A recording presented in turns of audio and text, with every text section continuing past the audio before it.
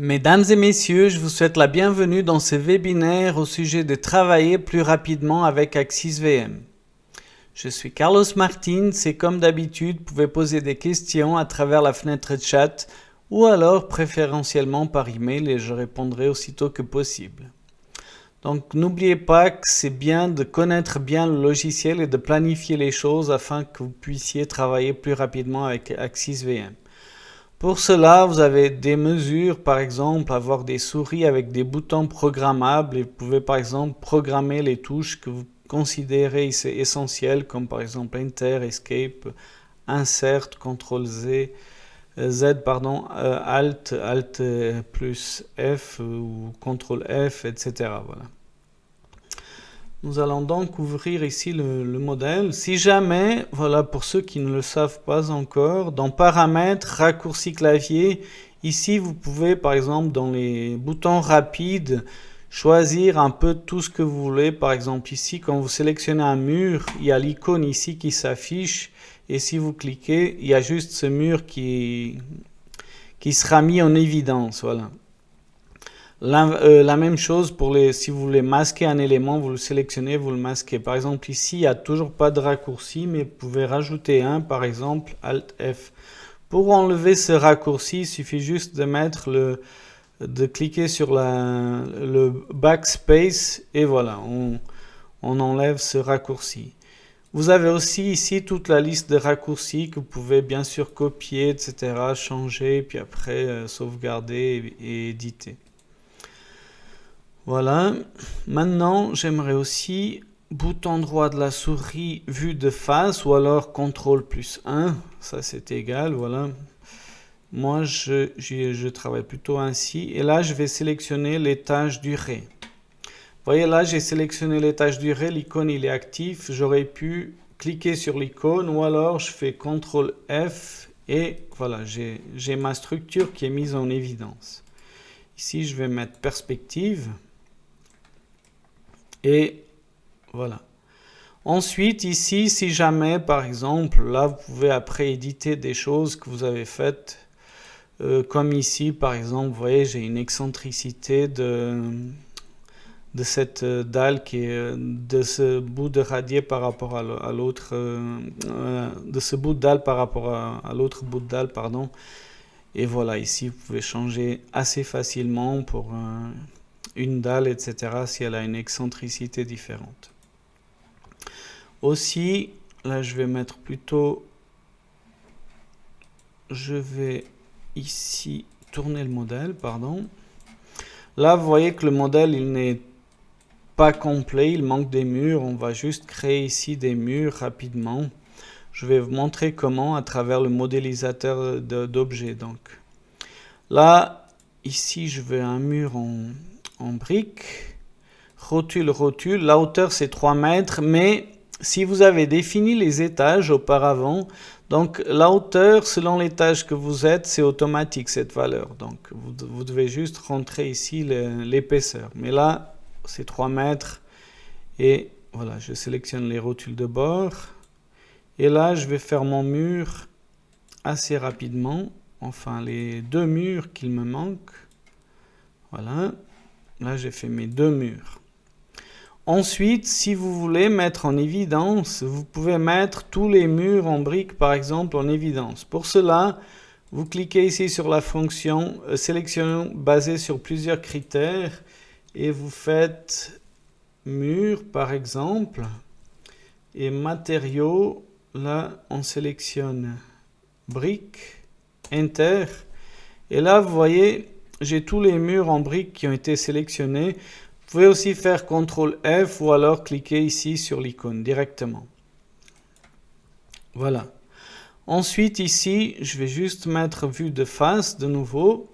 Je vous explique pourquoi. Parce que comme il n'y avait pas de rotules de bord, on les avait oubliés, on va vite rajouter des rotules de bord. Et là, ici dans le filtre, je vais tout enlever et là je mets juste domaine, pardon, et là je peux sélectionner par exemple cette partie, valider, là je mets en perspective ou CTRL plus 4 et si je mets maintenant rotule de bord, là, par défaut, ça apparaît modifié puisque j'ai déjà des rotules, mais vous pouvez cliquer sur définir et ainsi on a les rotules de bord qui sont définies dans tous les autres éléments, vous voyez? Voilà. Maintenant, j'ai quelque chose à faire parce que vous voyez, ici j'ai une porte et ça ne va pas que j'ai des rotules de bord parce que j'aurai des problèmes par exemple. Pardon, ouais c'est ça. Je dois maintenant juste sélectionner ici et ici, valider. Et là, si on fait delete, on enlève ce qu'on ne veut pas effacer, on laisse juste rotule de bord. Et là, on a éliminé les rotules de bord qui sont aux endroits des portes. Voilà. Ça, c'est quelque chose de fait. Ensuite, je reviens à mon modèle complet. Voilà.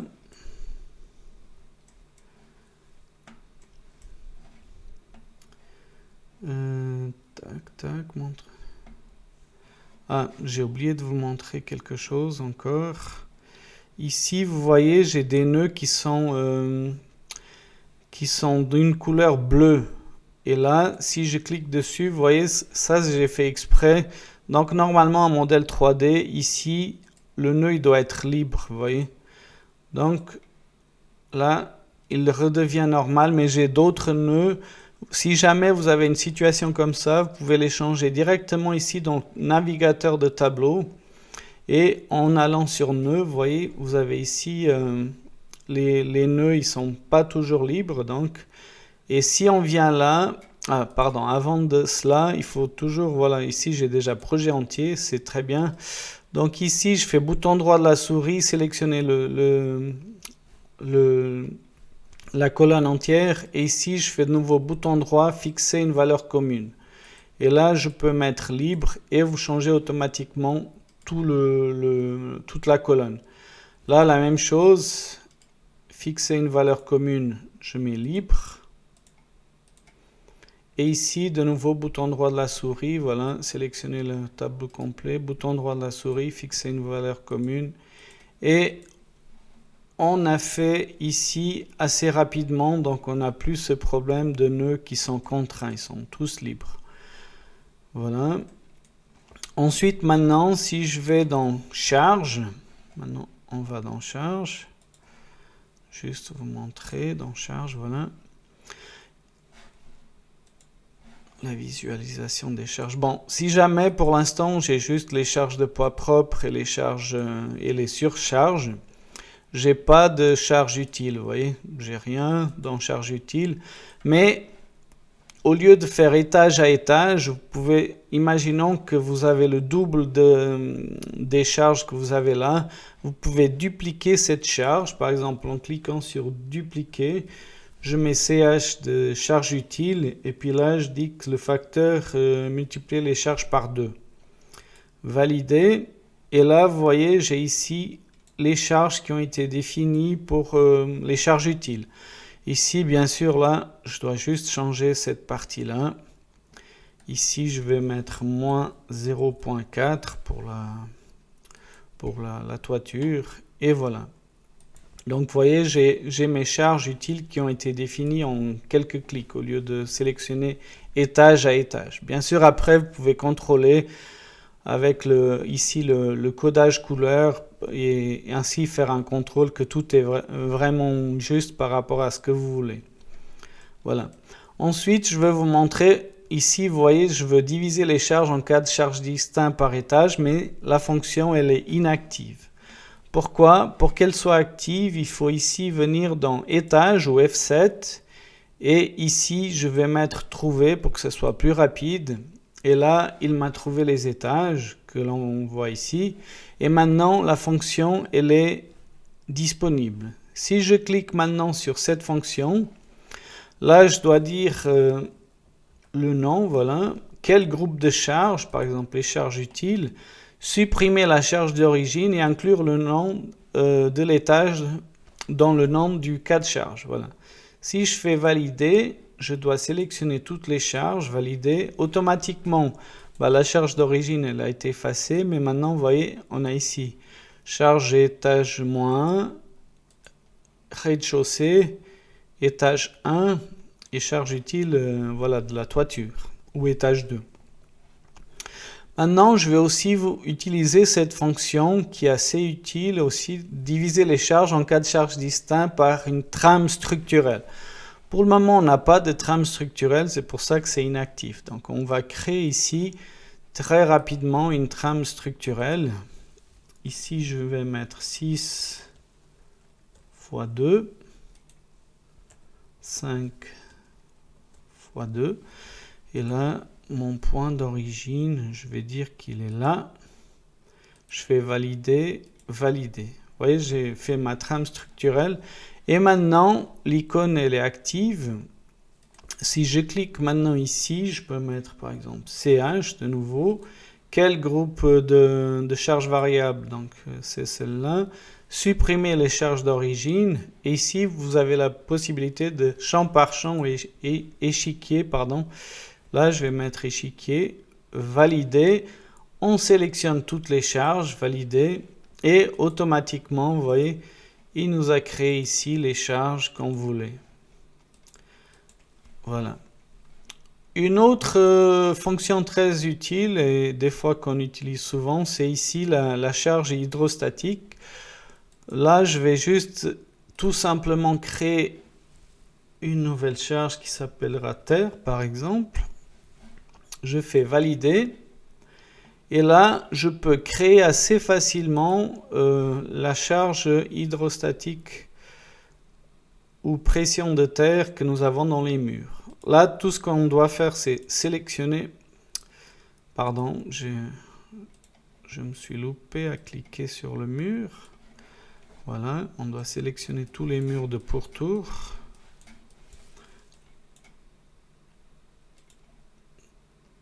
Voilà, je crois que j'ai tout sélectionné, oui, c'est très bien. Maintenant, je fais valider. Et ici, maintenant, voilà, vous pouvez, le Z0, c'est ce point-là. Moins 3, c'est là. Mais si vous voulez que les charges, par exemple, imaginons que la Terre, elle s'arrête à 55 cm, vous pouvez le faire, donc moins 0,5. Et ici, vous pouvez mettre les charges qui agissent. Donc, à moins 0,5, par exemple, 2 kN. Et là, 10 kN, pardon. Si je fais valider, automatiquement, vous voyez, j'ai toutes les charges qui ont été placées. Voilà. Maintenant, je désactive la visualisation des charges et je vais vous montrer aussi pour le maillage comment le faire assez rapidement. Pardon. Voilà. Assez rapidement. Avant toute chose, tout à l'heure, j'ai oublié de vous montrer une autre fonction. Imaginons que je fais la vue de face. Ici, je sélectionne tout le ray, par exemple. Vous avez aussi deux façons. Une fois que j'ai sélectionné tous les éléments du ray, là, en l'occurrence, j'ai sélectionné aussi les éléments de métallique que je ne veux pas. Là, je vais juste enlever ça.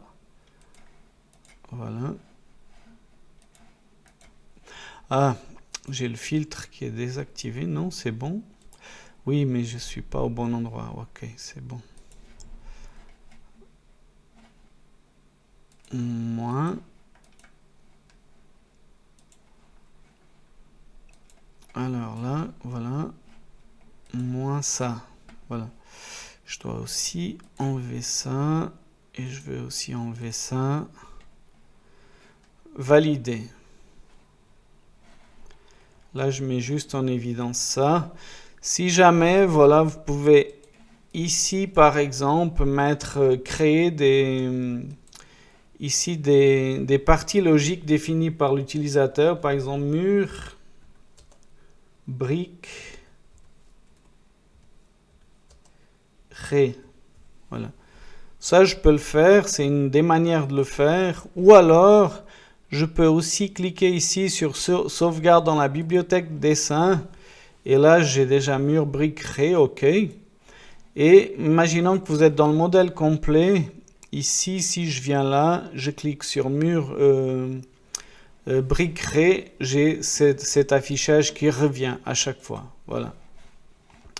Ça, je voulais vous montrer. Maintenant, on va faire autre chose. On était dans maillage. Voilà. Dans maillage, je vais vous montrer comment on peut mailler assez rapidement aussi. Là, en l'occurrence, je vais juste choisir ici avec la fonction mur, afficher juste les murs. Et là, je mets en évidence les murs. Et là, je vais juste faire le maillage pour mes murs. Des fois, vous voyez, les murs, il y a des endroits qui sont plus étroits, etc. Donc, je vais faire un maillage différent par rapport au maillage la dalle, pardon. Voilà. Si je fais comme ça, un maillage de 1 pour les murs. Maintenant, si j'affiche toute la structure, je reviens de nouveau sur maillage. Et là, je vais mettre 1.5 par exemple. Ça, je décoche. Et ici, je vais créer maillage uniquement pour les domaines sans maillage. Et là, il me fait le maillage juste pour la dalle, par exemple. Voilà.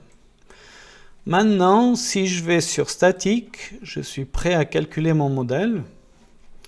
Là, voilà, j'ai un problème d'erreur rotule linéaire. Si vous faites continuer, il va la supprimer automatiquement. Je fais non pour voir qu'est-ce qui se passe. Et là, voilà, c'est ici le problème. On va voir pourquoi est-ce qu'on a ça.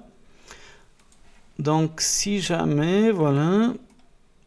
Ah, vous voyez, ici, on a ce problème parce qu'on a un trou. Donc, on a un mur qui n'a pas de dalle et on a une rotule qui crée une instabilité. Donc, voilà. Maintenant, si je viens ici, je sélectionne juste les rotules là qui ne m'intéressent pas. Valider. Et je fais supprimer les rotules de bord. C'est bon. Donc là, j'ai normalement effacé ce problème. Si je reviens dans statique et je fais le calcul, là j'ai de nouveau une autre remarque. Donc diviser, continuer. Je vais sélectionner les éléments et interrompre l'analyse pour voir où est-ce que c'est. Et voilà, c'est ici. Et là, vous allez voir pourquoi on a cette situation. Parce qu'ici, j'ai défini, voilà, ici j'ai une poutre. Je vais plutôt sur éléments. Vous voyez, ici j'ai une poutre. Là, j'ai choisi une nervure. Quand c'est une nervure, vous devez couper les éléments en 3 ou 4 ou alors faire un maillage linéaire.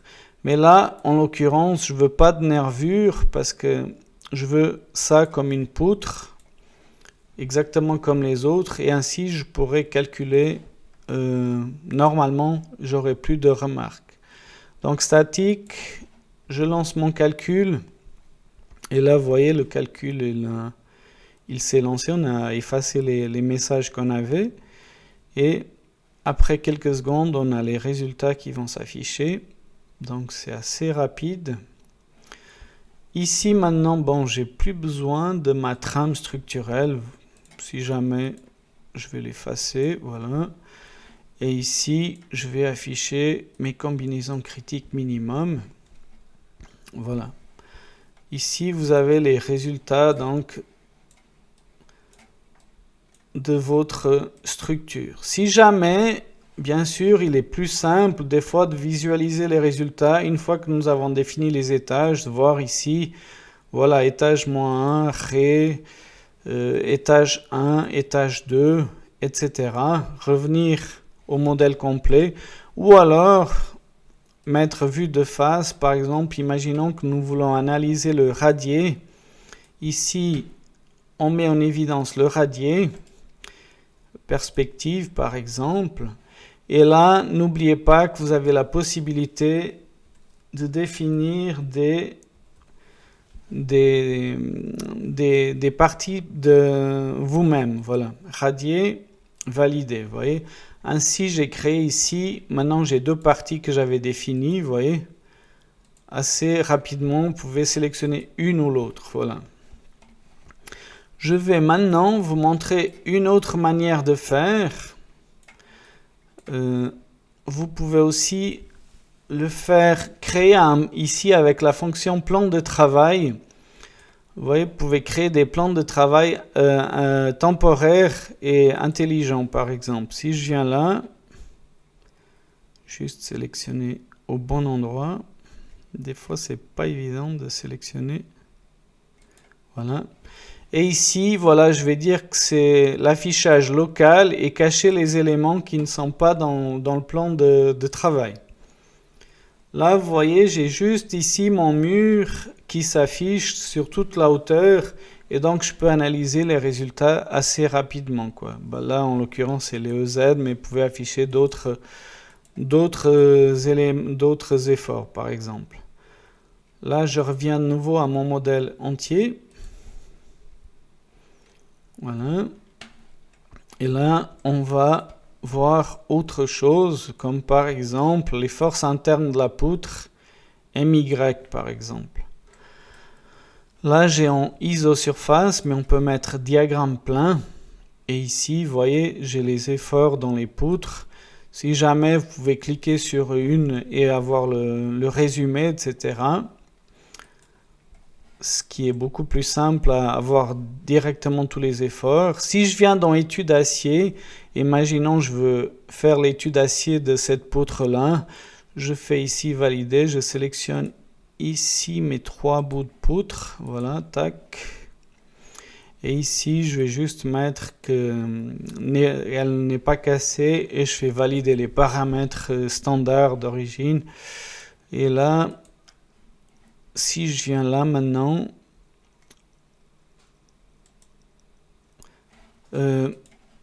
pardon, je dois ici, ça joue pas, je dois venir ici, exploitation critique, vu que je l'ai fait maintenant.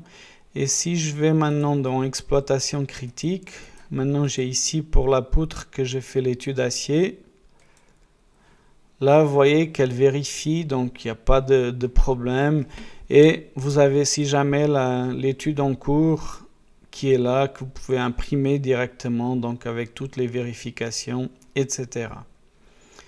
Donc c'est assez simple à faire et rapide. Voilà, valider, valider. Aussi, je vais vous montrer maintenant autre chose, parce que ça revient aussi souvent, dans le concepteur de rapport. Donc, pour créer un rapport ou un modèle de rapport, ici, je clique. On a déjà vu aussi dans d'autres webinaires, mais par exemple, je veux un modèle de rapport juste pour les dalles. Je sélectionne ici mon modèle de rapport que j'ai déjà défini au préalable. Bien sûr, vous pouvez à chaque fois définir quel type d'éléments nous avons, etc. Par exemple, des dalles. Ici, dans les sous-groupes, vous pouvez ici définir, vous amuser et choisir exactement qu'est-ce que vous voulez, valider. Et si on fait maintenant rétablir le rapport, là, j'ai pas coché grand-chose, voilà, mais si je viens là, par exemple, ici, on peut avoir directement un aperçu de l'élément que j'ai sélectionné, etc. Donc, c'est assez rapide. La même chose, par exemple, si vous avez défini pour des murs, si on vient là, on choisit le mur, pardon, c'est pas là que je veux aller. On peut choisir un autre rapport, si jamais, que j'appelle RRP, valider, et là, si je viens, je peux mettre par exemple pour les murs, etc. La même chose, on vient ici, on sélectionne le type pour les murs, etc. Valider et ainsi de suite. Et on a assez rapidement aussi notre rapport pour les murs. Donc, pour aujourd'hui, c'est tout ce que je voulais vous montrer. Donc, vous voyez qu'on peut faire des choses assez rapidement dans AxisVM, mais voilà, il faut connaître les astuces selon la manière de travailler, rajouter des commandes pour vous, etc., pour que vous puissiez être le plus rapide possible. Donc, pour aujourd'hui, on a fini. Donc, comme d'habitude, si vous n'êtes toujours pas abonné, n'hésitez pas à vous abonner à notre page YouTube, ainsi vous recevez des notifications chaque fois qu'il y a une nouvelle vidéo. Prochain webinaire, ce sera le 17 juin, puisque au mois de mai, ce sera un Inktype. Et voilà. Et au mois de juin, ce sera aussi le 17 juin, puisqu'après, il y a les vacances estivales. Je partirai 2 semaines en vacances estivales. Donc c'est pour ça que on anticipe aussi ce webinaire. Donc pour aujourd'hui c'est tout. Je vous remercie beaucoup de m'avoir suivi et je vous souhaite un agréable après-midi. Au revoir, merci.